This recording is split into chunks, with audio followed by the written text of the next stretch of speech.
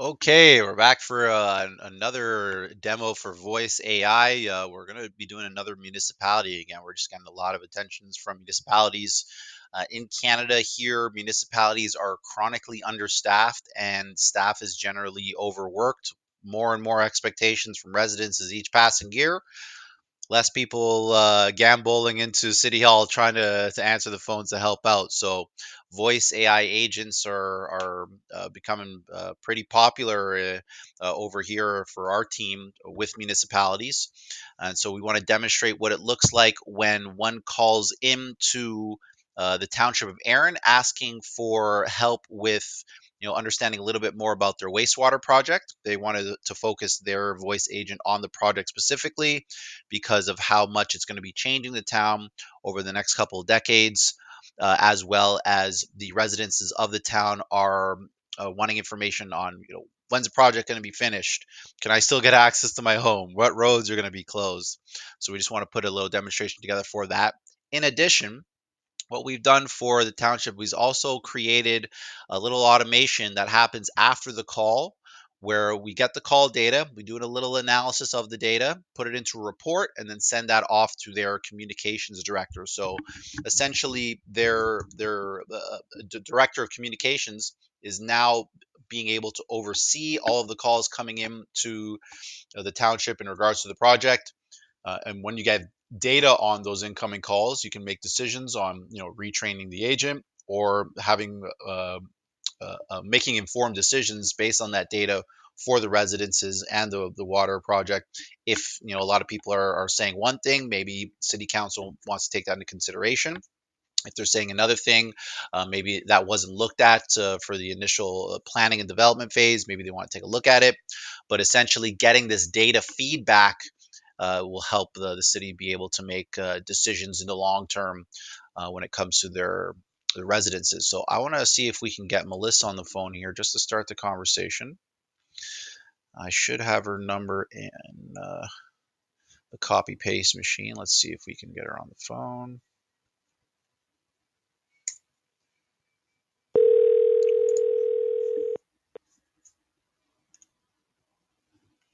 This is Melissa from the Township of Erin. I can help answer your questions about our wastewater management projects.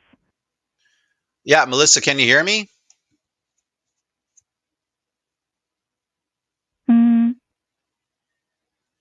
Yes, I can hear you loud and clear. What can I help you with today? Yeah, just have a couple questions about the townships of Erin's new wastewater project. Can you help me? Of course, I'd be happy to help. What specific questions do you have about the Erin Township's new wastewater project? Can you give me an estimated time on when the project's going to be finished? The construction is expected to be completed by fall 2024, so it's still a little ways off, but progress is being made. Okay, and after construction's finished, when is it going to get hooked up? Okay, go on. They're planning to have everything hooked up shortly after the construction is completed, so you should be able to enjoy the benefits not long after fall 2024. Gotcha. So it sounds like you're looking forward to the completion of the project, right? Uh, Definitely. Can you tell me what time of day construction's usually happening? The construction work generally takes place from 7 o'clock a.m. to 5 p.m. Monday to Friday. However, work after hours or on weekends may be required during the course of construction to ensure timely completion. So they try to stick to regular hours, but sometimes they need to work outside of that. Okay, and what roads are going to be closed? Road closures will be necessary on Lorne Street, Dundas Street E, and Water Street during shaft installation. Dundas Street E and Water Street at Main Street will be closed first, followed by a closure on Lorne Street. Okay, interesting. So that really helps answer a couple of questions. Can you let me know what are some of the benefits this wastewater project is going to have for the township in the future? Sure. This project will support economic growth, reduce environmental risks from aging septic systems, and prepare Erin for sustainable development over the next 2 decades. It's really going to have a positive impact on the community in the long run. Okay, oh, that sounds good. As long as I am able to get home, okay. Is there anything else you want to tell me about the project before I go here? Before you go, I just want to remind you that you can always find more information, including study documents and project updates, on the Town of Erin's website.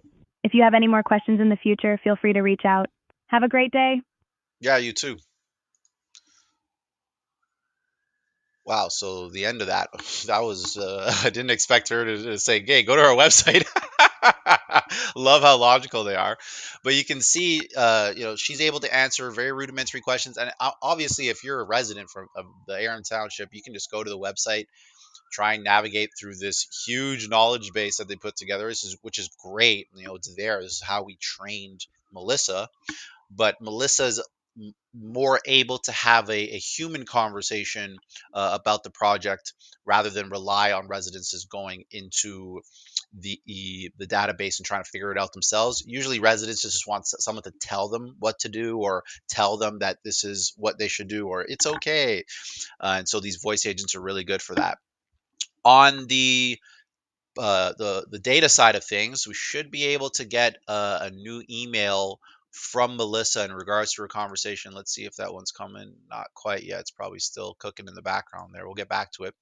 But what we also want to do with the phone calls is get the data after the call, analyze the transcript, write a little bit of a report on what happened in the call, and then fire that off to the correct party. So it's essentially a ticketing system where we can identify a particular area or topic of conversation the person's having with the robot, tag it, and then send that off to the correct department. Or you can just have a live feed of those conversations, very simple and straightforward, going to the communication director, a marketing manager, whoever looks after comms for the organization, business, municipality, and they can easily review them at their leisure. Or even more so, what we're noticing is that municipalities don't actually record their conversations at all. And so getting the data from those conversations, across the course of a year and really understanding what it is that residences are asking about or talking about with the city, that there's the sky's the limit when it comes to how much information or how helpful that information can be when the city is trying to make informed decisions, come budget season or when it comes to a strategic plan. So it looks like we got a mail email from Melissa. So hi, please review the following conversation I had with. I actually didn't leave my name in this call. She noted that there. Uh, yeah, that's yeah. Definitely need to do a little editing on that one, but really she didn't get my name, so she didn't put anything in there. But the numbers there, the duration of the call, notes for the team, likely resided near the township of Erin, given the interest in the wastewater project. So it's assuming that I live near the township because I'm asking about it. Didn't provide any contact information. And quite literally, the agent's able to take those pieces. So if someone left an email in their name, the agent will be able to take those pieces out and put it into a report. Human inquired about the new wastewater project in the township of Erin, specifically asking about the estimated completion time, hookup time, post construction, construction hours, and road closure. The construction of the wastewater project expected by fall 2024, hookup shortly after. Construction time is generally 7 to 5 p.m. on any Friday. So all this information, you know, just easily organized into a little summary. But then in addition, we have the more granular transcript where you can see exactly what was said on the call. And this all of these emails that come in and all this data for all these transcripts, can be compiled into its own knowledge base and then analyzed to see what are people talking about. How many times did people mention this on a call? Is there something that we can do to our agent to make her better when people say this? And so instead of having to sort of try and feel it out like we have been doing in Canada, like when it comes to our municipalities, even just calls into businesses, it's like, oh well, I feel like a lot of people have been calling about this and that. We're just using raw hard data to make those informed decisions, instead of trying to wade through using our feelings here. So this was a demonstration on what it looks like for a voice AI receptionist to take a call, answer the questions on the call, and then send a report of the call to the manager or director, whoever is looking after communication for the municipality, organization, or business. If you're seeing this on YouTube, like and subscribe for more videos like this. We're trying to get as many out as possible. AI adoption in Canada has been particularly slow, so we're finding ourselves even doing demos for larger cities, that haven't quite made their way into the space yet. But if you have any questions, or you need a receptionist to just answer phone calls for your team, your business, your organization, we can definitely build that out for you. Contact information should be in the description below the video.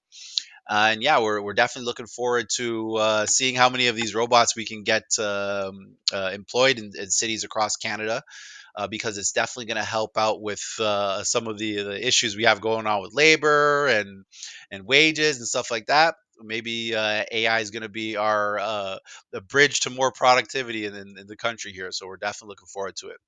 Until next time, bye now.